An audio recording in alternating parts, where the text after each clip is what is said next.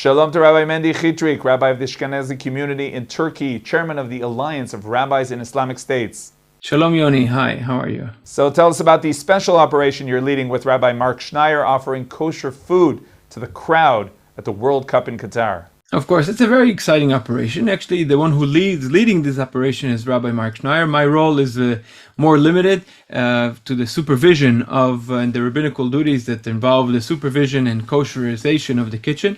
Actually, my son, Rabbi Eli, is currently in Qatar, supervising the baking of bagels and baking of challah. He's going to distribute tomorrow, just before Shabbat, more than 300 challahs to people who have requested challahs for Shabbat. We also distribute more than 100 kosher lemehadrin bagel sandwiches to fans and others who are visiting Qatar during the World Cup. So yes, it's a very exciting initiative. It is it's very important. It's the first time that there is a kosher kitchen in Qatar. Qatar is a country with no indigenous Jewish community. Some business people living, but not really an organized community. No rabbinical representatives on ground. And the fact that the Qatari authorities have given us not just the permission and not just the green light, but the full encouragement and support of the state authorities in order to carry out this duty of providing kosher food is definitely something which is remarkable. And me and my son, as well as Rabbi Schneier and his team, we received the VIP visas to enter VIP category. It's quite something for rabbis to receive VIP category visas to enter Qatar and to take care of this initiative. We've been supported by the Supreme Commission of the Qataris for the game, by FIFA, by the Qatari Airlines, by other very important personalities on the ground. So definitely it is an exciting thing. It is an important step. It's an important step for the Jewish community. It's important for Jews around the world to know that they are free to practice their Judaism and to be able to eat kosher and to live as Jews anywhere they are. So that is definitely an important step, and we're proud of being part of this initiative.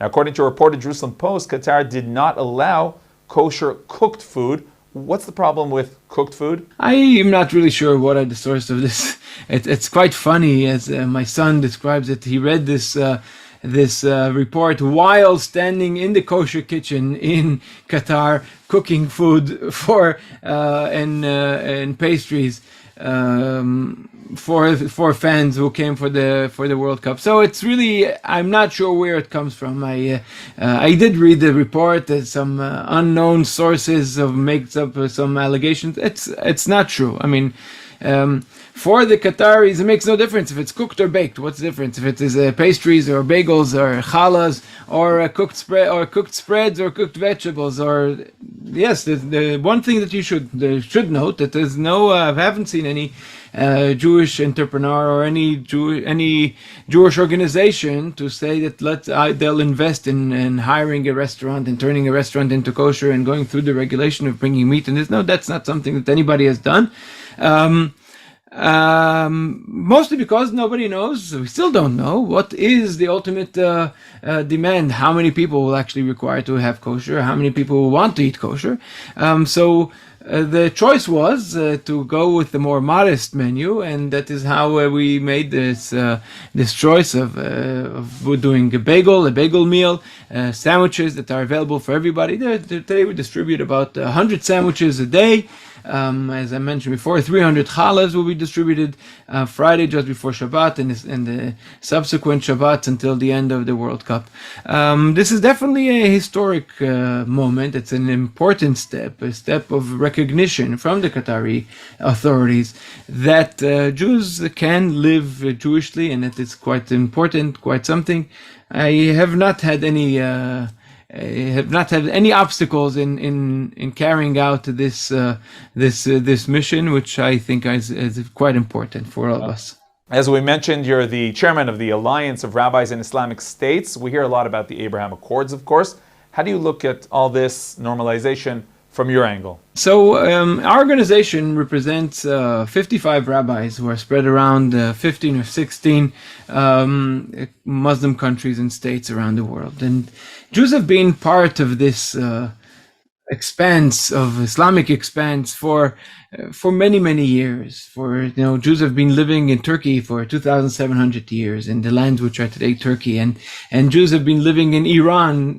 We have a holiday called Purim, celebrating the Jews of Iran, and there are Jews all over the Muslim world and have always been here. Jews have been living with their Muslim neighbors for many years without any give or take. Some incidents, yes, definitely occurred here and there, but nothing compared to what happened to Jews in Europe and other Christian countries. The thing is that for the past several decades, it has been inhibited by different political agenda.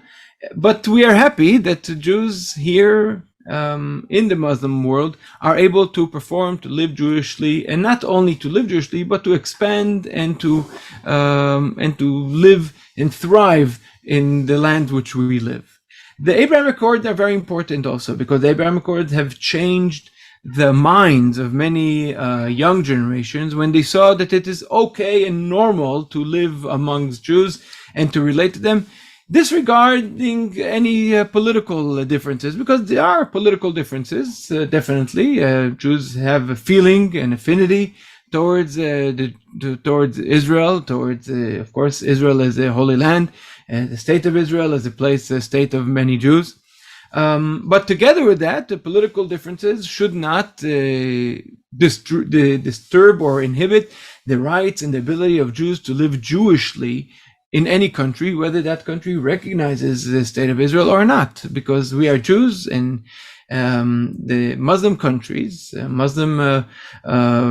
both on an individual basis as well from the government standpoint, understand that as Muslims have the freedom of prayer, freedom of religion, freedom to adhere and to perform their religious rights, so should Jews have, and Jews do have and do enjoy that. We have no issues of shchita or slaughter as Jews in Europe have. We don't have issues of Brit Milah as Jews in Switzerland and Scandinavia have, and other issues as such. We don't have any direct discrimination, and definitely no interference in our day-to-day in carrying our day-to-day religious duties, and that is something which is quite important, quite remarkable. And we, as a group of rabbis, as the Alliance of Rabbis in Islamic States, we see it as our duty to both normalize Jewish life, both in the eyes of our fellow neighbors and citizens, as well as in the eyes of fellow Jews, to realize, because many times when I ask people, do you know how many Jews live in the Muslim world? And people don't know. But there are over 100,000 Jews currently living in the Muslim world, and it is not a small number, quite a strong communities, and we are happy to continue our traditions of living in this part of the world as fellow citizens and members of our respected countries. Rabbi Mendy Chitrik, Rabbi of the Ashkenazi community in Turkey, Chairman of Alliance of Rabbis in Islamic States, thank you very much. I thank you very much for having me with you.